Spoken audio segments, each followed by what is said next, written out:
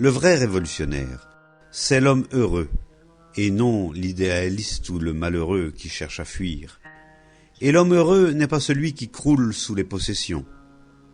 L'homme heureux, c'est l'homme religieux au vrai sens du terme, et sa vie même est une forme d'action sociale.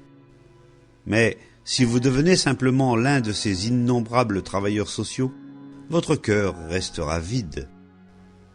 Vous pourrez toujours donner généreusement votre argent ou persuader les autres d'apporter leur contribution financière, et vous aurez beau mettre en place de merveilleuses réformes, tant que votre cœur sera vide et votre esprit empli de théories, votre vie sera terne, lourde de lassitude et sans joie.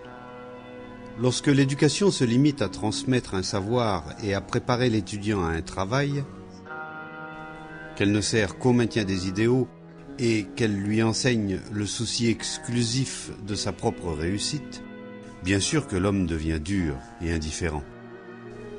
La plupart d'entre nous, en fait, n'ont pas d'amour dans leur cœur.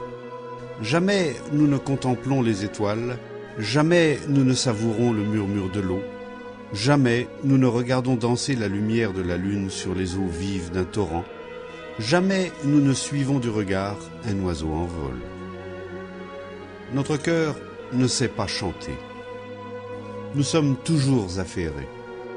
L'esprit plein de projets et d'idéaux pour sauver l'humanité, nous faisons profession de fraternité, quand notre regard en est la négation même.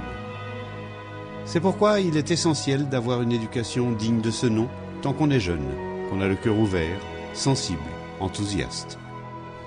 Mais cet enthousiasme, cette énergie, cette compréhension explosive s'évanouissent lorsqu'on a peur. Et nous avons pratiquement tous peur. Nous avons peur de nos parents, de nos professeurs, du prêtre, du gouvernement, du patron. Nous avons peur de nous-mêmes.